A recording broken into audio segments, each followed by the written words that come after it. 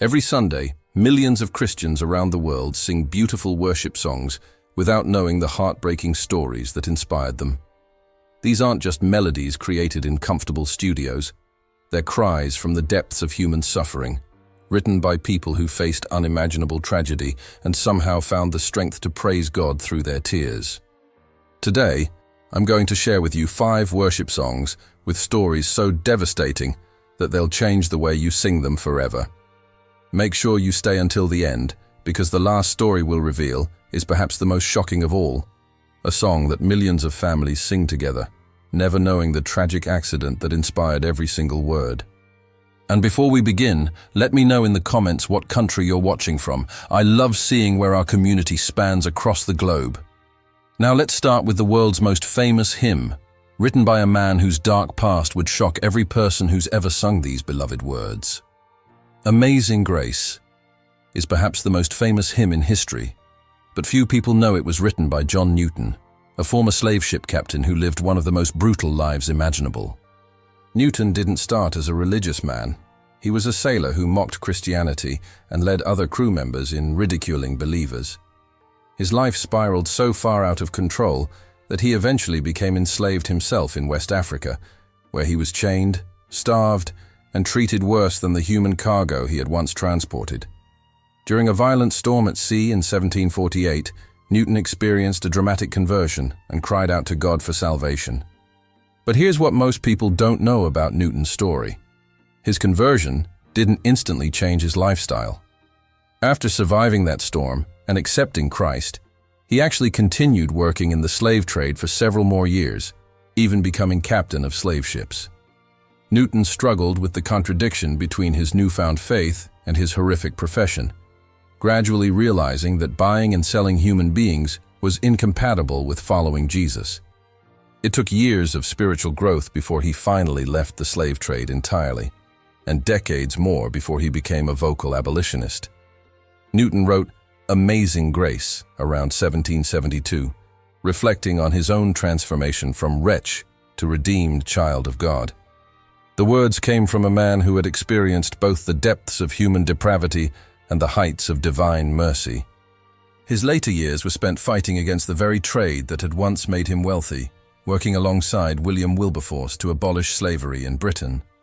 Newton's story proves that God's grace can reach anyone, no matter how far they've fallen. But if you think one man's redemption from such darkness is powerful, wait until you hear about our next songwriter, whose life was marked by not one, but 2 devastating losses that would have destroyed most people's faith completely. What a Friend We Have in Jesus was written by Joseph Scriven, an Irish immigrant whose life reads like a tragic novel. Born in 1819 to a prosperous family, Scriven graduated from Trinity College, Dublin, and seemed destined for success. In 1844, he was engaged to marry his childhood sweetheart and had his whole future planned out. But the night before their wedding, tragedy struck in the most devastating way possible. His fiancée accidentally drowned in the River Bann while traveling to meet him. Scriven watched helplessly from the other side as her lifeless body was pulled from the water, and that moment shattered his world completely. Heartbroken and unable to remain in Ireland, Scriven moved to Canada to start over. There, he eventually found love again with a woman named Eliza Roche, and they planned to be married.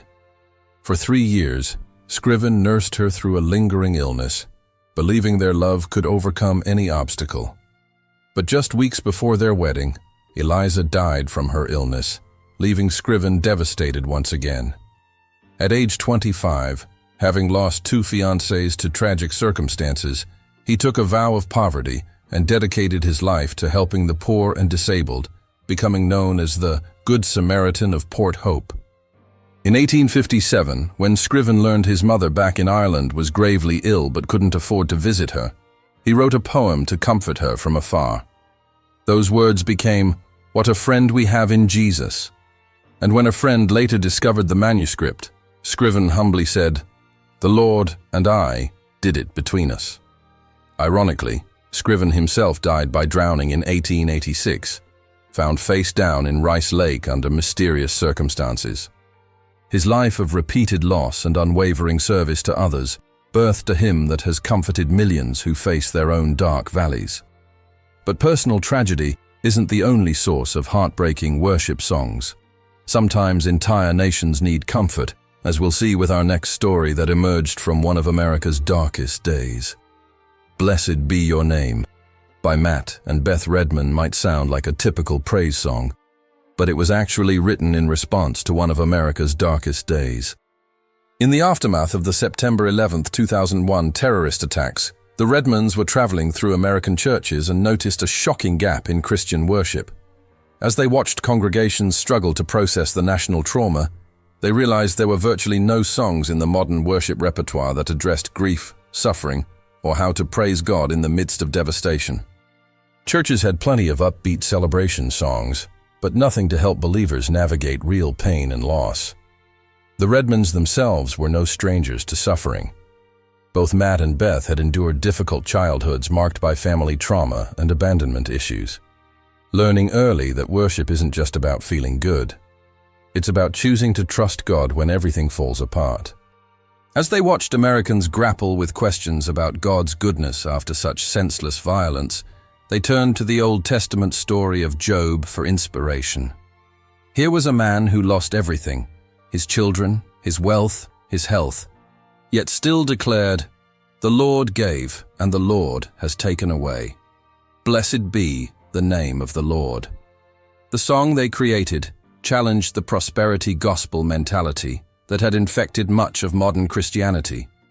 Instead of promising that faith would make life easy, Blessed Be Your Name boldly declares that God deserves our worship on the road marked with suffering, just as much as when the sun's shining down on me. The bridge of the song, "You give and take away, my heart will choose to say, Lord, blessed be your name," became a lifeline for countless believers facing their own tragedies. This wasn't just theology.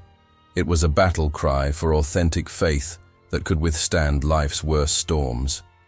But if you thought national tragedy was heartbreaking, what we're about to explore next will show you how one father's faith survived an unthinkable family loss that makes everything we've discussed seem small in comparison.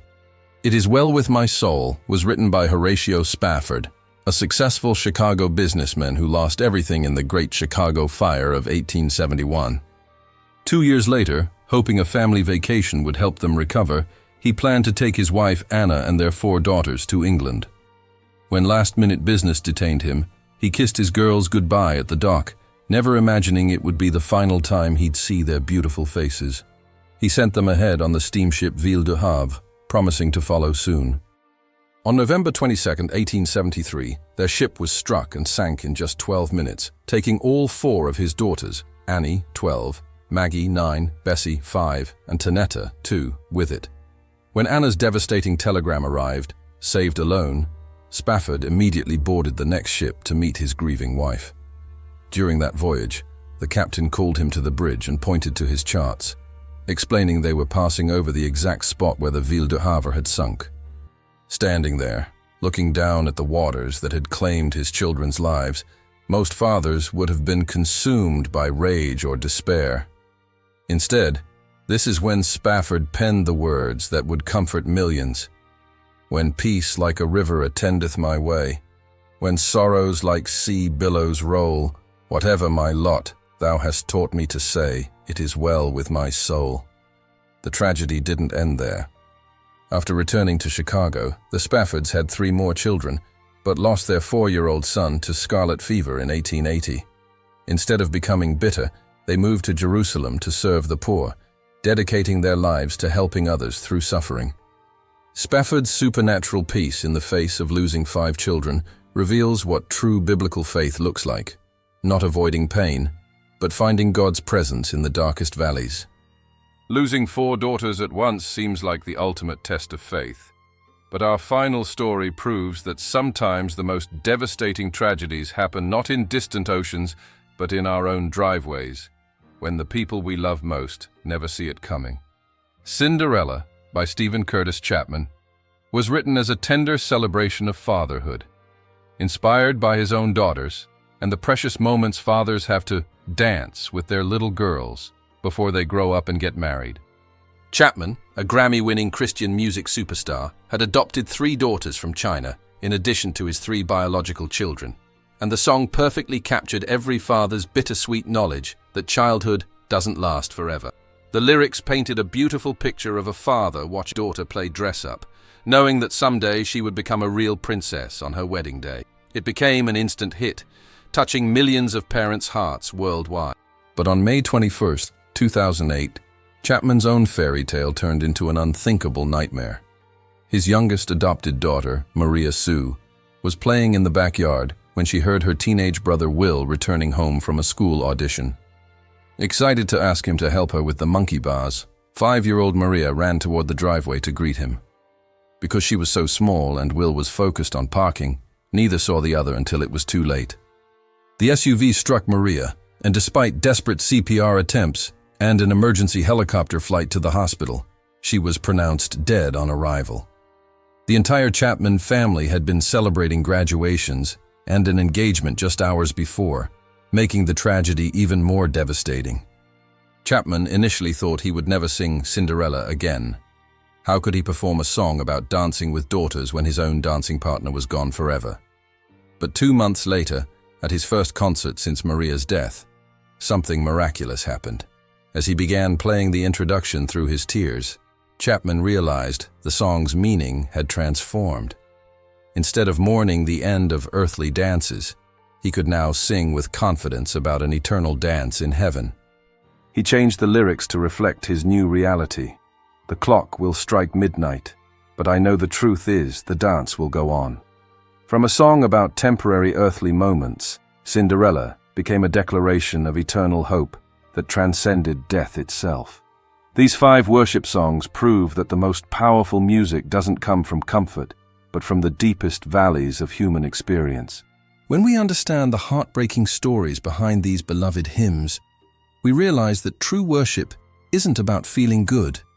It's about declaring God's goodness, even when our world falls apart. The next time you sing these songs, remember Newton's redemption from the darkness of slavery, Joseph's 2 tragic losses, the Redmonds' response to national tragedy, Horatio's 4 daughters lost at sea, and Chapman's little Maria dancing in heaven. Let me know in the comments which of these stories impacted you the most, and don't forget to share what country you're watching from. If this video moved your heart, please like it, subscribe to our channel, and share it with someone who needs to hear these powerful testimonies of faith. May these stories remind us all that our God is present in every season, and His love never fails, even in our darkest moments.